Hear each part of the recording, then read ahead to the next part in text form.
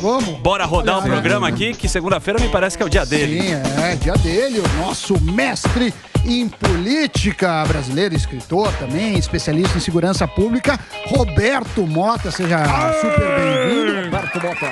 E eu já começo com Breaking News. Calma que o lá. Delari me mandou. Breaking News. Tudo bem, Mota? Oi.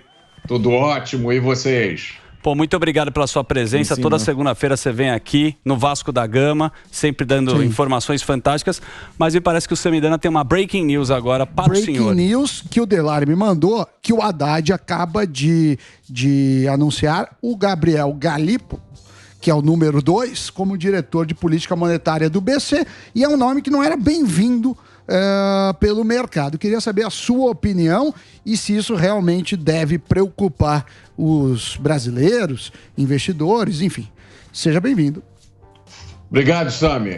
Esse programa é a minha alegria nas segundas-feiras, mas essa notícia aí é complicada, né? Repete aí, Sami, por favor. O Haddad, o Galípolo, que é o Gabriel Galípolo, ele estava lá o número 2 do Haddad. Eles estão trabalhando junto. E aí, o Haddad colocou ele agora como diretor de política monetária do Banco Central. Ou seja, ele fará parte lá do Copom. Lembrando que o governo vai indicar 2 agora, 2 no final do ano, são 9 membros, então eles estão tentando até o final do ano ter 4 indicados, mais um que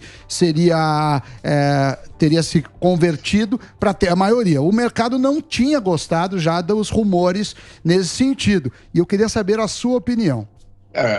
Sem ter maiores detalhes sobre isso, eu compartilho da preocupação do mercado, né?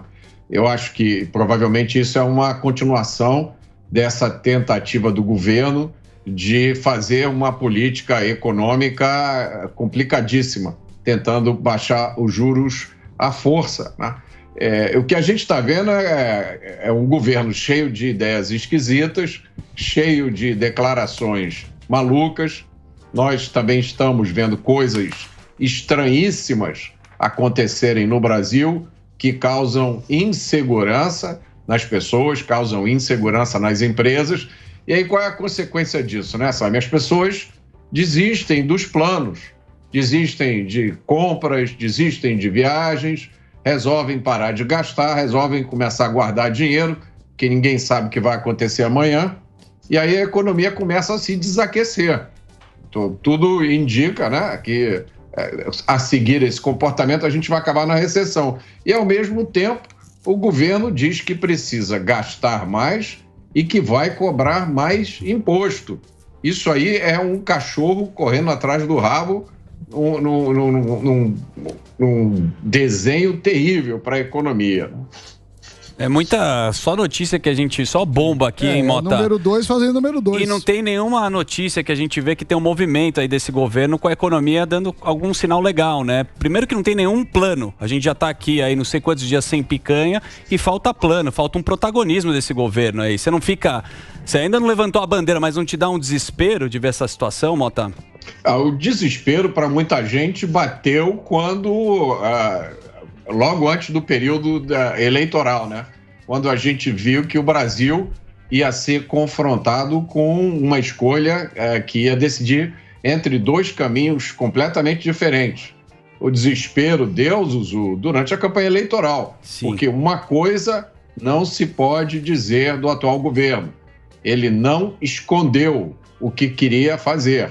Ele anunciou em alto e bom som. Ninguém que votou, que apoiou, né, que ajudou a eleição do atual governo, pode dizer que não sabia o que ia acontecer. Que o governo, antes de ser governo, né, o PT, explicou bonitinho o que eles iam fazer. Então, o desespero já deu antes, mas eu acho que a gente tem boas notícias.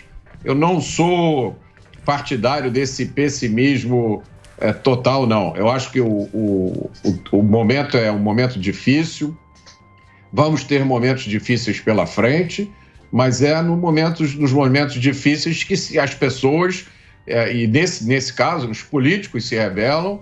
Vocês vão receber daqui a pouco, né, um representante do povo extremamente combativo. Nós vimos o Congresso, através de um projeto de decreto legislativo, dizendo não aquela mutilação que o governo tentou fazer no marco do saneamento. Aliás, segundo os juristas, uma coisa inconstitucional, porque o marco do saneamento foi feito através de uma lei e o governo editou um decreto para mudar a lei, o que não pode. O decreto só pode regulamentar a lei. Mas, de qualquer forma, o Congresso se levantou e aprovou um decreto legislativo que anula as partes terríveis do decreto do governo. E outro sinal de esperança foi o adiamento da votação do PL 2630, né? Que era assim, eu não tenho palavras para descrever o que é o PL 2630. A gente viu uma coisa que a gente nunca achou que ia ver, né? Que é o governo brasileiro entrando em confronto com as maiores empresas de tecnologia do mundo. Ô Mota, esse assunto aí a gente vai abordar aí com maestria. Você que é amigo do Elon Musk, você conhece o Elon Musk? Você viu que os nossos políticos falando do Elon Musk? Mas eu vou fazer um break rapidinho. O Morgado tem uma pergunta e a gente vai abordar também esse assunto PL de fake news, tudo que a gente tem pra falar aqui, tá bom? Vamos fazer um break, Dedê? Então, um break para a nossa rede de rádios. Estamos com o Roberto Mota e daqui a pouco estamos de volta aqui na Jovem Pan. Muito bem, continuamos aqui, Morgado. Boa, eu queria puxar justamente isso daí, porque depois do adiamento aí da PL das fake news, ou da censura, como quiser chamar, o STF vai julgar o Marco Civil da Internet. Eu queria saber a sua opinião aí, porque o governo já teve duas derrotas, né? Essa que você acabou de falar a respeito do saneamento, viu que não ia passar, né, das fake news, e aí parece que o STF tomou para si esse embate aí. Eu queria saber sua opinião a respeito, o que a gente vai poder ver aí do STF julgando o Marco Civil da Internet. Morgado, eu acho que nós não precisamos de nenhuma regulamentação além do que a gente já tem. Sim. A gente tem o Código Penal, né, que prevê os crimes de injúria, calúnia e difamação. Então você pode ser processado criminalmente. Alguém pode entrar contra você com um processo civil pedindo indenização por danos morais. Além disso, a gente tem o Marco Civil da Internet, como você mesmo falou, já está valendo o Marco Civil da Internet, e tem a Lei Geral de Proteção de Dados. Não precisa de mais nenhuma lei. O que algumas pessoas têm em mente é que seja possível a gente voltar para uma época em que não existiam redes sociais. É isso que essas pessoas pensam, né? Muitas delas são pessoas que não têm o mínimo contato com a tecnologia, que realmente, genuinamente, não conseguem compreender o que é uma tecnologia. Esquece a rede social, vamos falar do ChatGPT. Eu estou vendo aqui agora um anúncio, parece que o Elon Musk deu uma entrevista para a Fox News, dizendo que o ChatGPT foi treinado para pensar de forma politicamente correta. Sim. Então ele vai criar uma outra tecnologia de inteligência artificial que não tenha essa limitação, não tenha esse treinamento politicamente correto. Mas isso tudo faz parte de um cenário irreversível. As pessoas não vão deixar de usar redes sociais e voltar a ler jornal. Os grandes conglomerados de mídia não vão voltar para o que eles eram há 20, 30 ou 40 anos atrás. Isso é uma luta perdida. Então, me parece que esse tipo de iniciativa não tem nenhuma probabilidade de sucesso. E coloca o Brasil em péssima companhia. Quando você vê no mundo os países que têm esse tipo de interferência, e se bem que justiça seja feita, né? Você vê que até nos Estados Unidos isso tem acontecido e foi denunciado pelo próprio Elon Musk. Você está falando do Elon Musk? Eu quero mostrar, eu não sei se você já viu, mas vale a pena a gente mostrar quem está defendendo esse caso, né? Aqui, os nossos políticos, certo. Facebook, Insta. Vou mostrar para o nosso Mota aqui. A Google e a Meta, empresas que controlam o Facebook, Instagram e WhatsApp. A gente está discutindo aqui o Elon Musk. Isso. Ô, Mota, a gente está discutindo aqui o Elon Musk.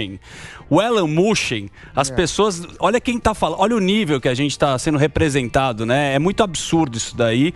E tem uma coisa que a gente ainda não achou, não tem uma resposta. Vem muita gente aqui, o Morgado, a gente entrevista o cara, mas o cara não tem resposta. A gente vai deixar isso com o Estado, a gente vai deixar isso com a Big Tech, A gente vai deixar com o nosso CPF. Você tem algum caminho do Elon Musk? Quem que vai cuidar da gente? Essa do Elon Musk me lembrou do Bitcoin. Bitcoin, criptomoeda. É uma tragédia isso, né? A gente constatar que boa parte das pessoas que produzem leis, regras, regulamentos sobre como a gente deve viver a nossa vida não entendem o básico do mundo de hoje. Não existe uma receita pronta, Zuzu. Se você tem que apontar um caminho, na dúvida, opte pelo caminho da liberdade. Esse é o caminho mais natural. Deixe que as pessoas façam as suas próprias escolhas. Show. E eu desconfio que essa preocupação toda com regulamentação na internet, ela tem como objetivo calar as pessoas. Não tem como objetivo impedir discurso de ódio ou combater crimes, porque já existem instrumentos para isso. Boa. Se você entrar nas redes sociais, você vai ver centenas de postagens de bandidos, de facções, gente ligada a facções. Já existem instrumentos hoje para se identificar e punir essas pessoas. Nada mais é necessário. Eu acho que o caminho é a liberdade, até porque o avanço da tecnologia é irreversível, irrefreável. É impossível. Daqui a pouco você vai ter uma internet fornecida por satélite que você vai poder acessar da sua casa com um aparelho. Por mais leis e proibições que sejam feitas, uma coisa é certa, a tecnologia sempre vai estar na frente. Ô, Mota, agora a turma da esquerda começou a cruzada contra o Google, né? Porque eles digitaram, não sei quem foi que digitou, colocou assim, Lula coroação. Aí apareceu Lula, aí o Google falou, você quis dizer Lula corrupção. Aí estão querendo arrumar o Google. O tradutor, né? O tradutor. Não é tradutor? Não, é o algoritmo. É o algoritmo. Você quis dizer que tem mais notícias, né? Ele puxa mais notícias sobre a palavra mais pesquisada. O que o senhor acha disso? O que o senhor acha disso, dessa questão de querer mudar o Google, de multar o Google, essa cruzada contra o Google, contra a Big Tech? Você acha pra onde vai isso aí, Mota? Isso não vai chegar a lugar nenhum, né? A Google, a empresa Google, tem um valor de mercado que é maior do que o PIB brasileiro. Se você somar tudo que é produzido no Brasil durante um ano, você não consegue comprar todas as ações da Google, né?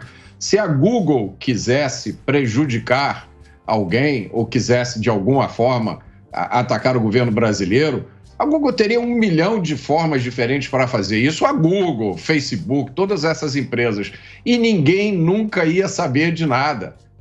Essas empresas não são só empresas de redes sociais, elas são responsáveis pela infraestrutura da internet, né? O Google é muito mais do que um mecanismo de busca. Só para dar um exemplo aqui, pensem na quantidade de gente que usa o Gmail, o e-mail do Google.